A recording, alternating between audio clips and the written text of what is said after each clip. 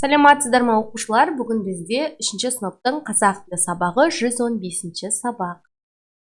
Нәтиже сабақ. Мен не үйрендім? Бірінші тапсырмаға қараймыз. Ертегіні мұқият тыңда. Жапырақ.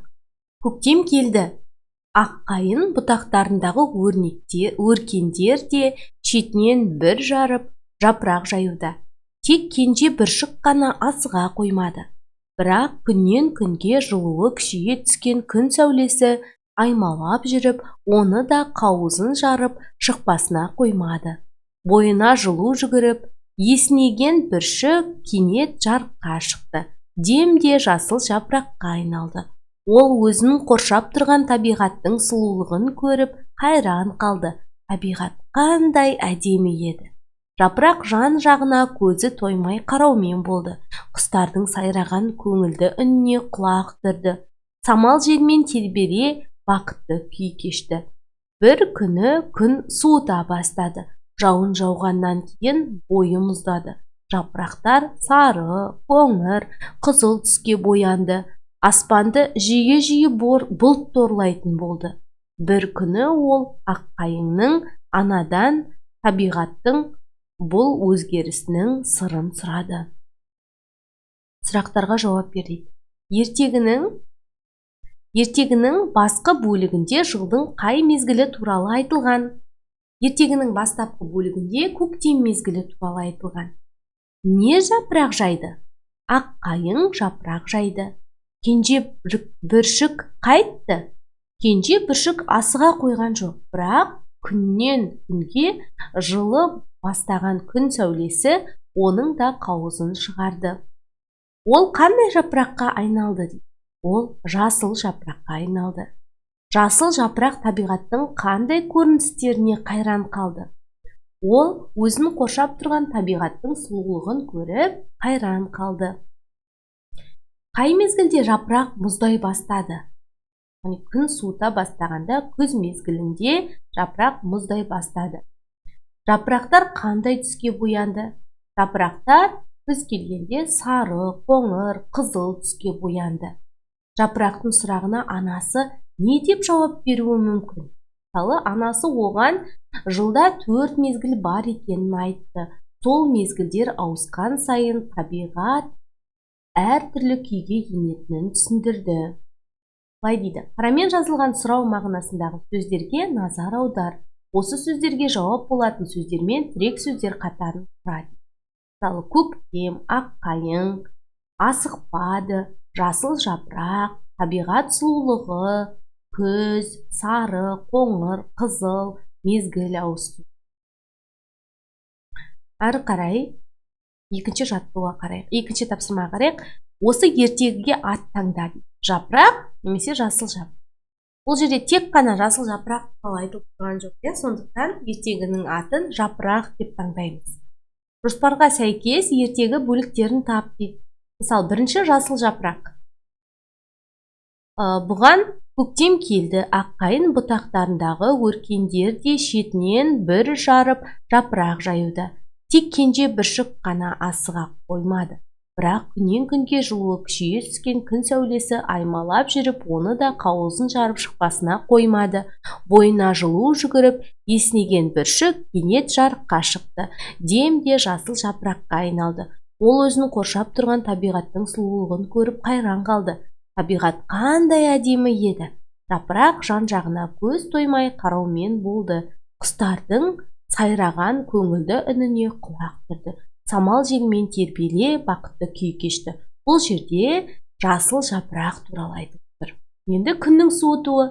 Күннің суытуы: бір күні күн суыта бастады.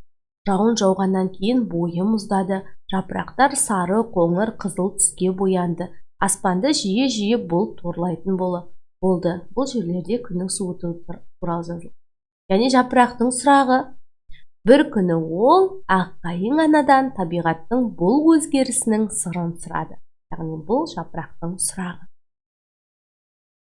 Әрі қарай балалар, 4-ші тапсырмаға қарайық. Жоспар және өзің білген тірек сөздердің көмегімен жапырақ ертегінің мазмұнын айтып көр. Мысалы, Көктем келіп, аққайың бүршік атуда. Тек кенже бүршік қана бүршік атуға асықпады. Бірақ күн сәулесінің жылуынан бүршік атып шықты. Бірден жасыл жапыраққа айналды. Ол қоршаған ортаның сұлулығына тамсана қарады. Бір күні күн суыта бастады. Күз келіп жеткен еді. Жапырақтар қоңыр, сары, қызыл түске ене бастады. Сол кезде ол аққайың анадан табиғаттың бұл өзгерісінің сырын сұрады. Оған аққайың 4 мезгілде табиғатта түрлі өзгерістер орнын алатынын айтты. Ары қарай 5-ші тапсырмаға қарайық. Ертегідегі түсініксіз сөздердің беретін мағынасын түсіндірме сөздіктен тауып жаз дейді. Бірінші, өркендер. Өркендер дегеніміз өсімдік сабағындағы бүршіктер түбінен пайда болатын жері. Жарып, яғни бұл жерде бүршік атып деген мағынаны білдіріп тұр. Қауыз. Қауыз деген астық дәнінің қабығы. Төртінші, құлағын түрді, тыңдады деген мағынаны білдіреді. Күй кешу адамның өмір сезінуінің жалпы жағдайы. Мұздау, тоңу, жаурау, қалтырау деген мағынаны білдіреді. 6-ші тапсырмаға қарайық. Ертегідегі сын есімдері бар сөйлемдерді теріп жаз дейді. Сын есімдерді былай белгіле. Сын е. Негізгі және туынды сын есімдерге ажырат. Сын есімдер мысалы, тек кенже бүршік қана асыға қоймады. Кенже негізгі сын есім. Демде жасыл жапыраққа айналды. Жасыл негізгі сын есім. Табиғат қандай әдемі еді. Әдемі негізгі сын есім. Құстардың сайраған көңілді үніне құлақ түрді. Көңілді бұл туынды сын есім. Көңіл түбірі ді жырнақ. Самал желмен тербеле бақытты күй кешті. Бұл жерде бақытты туынды сын есім. Бақыт түбірі ді жырнақ. Жапырақтар сары, қоңыр, қызыл түске боянды. Бұл жердегі сары, қоңыр, қызыл барлығы да негізгі сын есім. Ары қарай 7-ші тапсырмаға қарайық. Мазмұндама жазуға дайындал.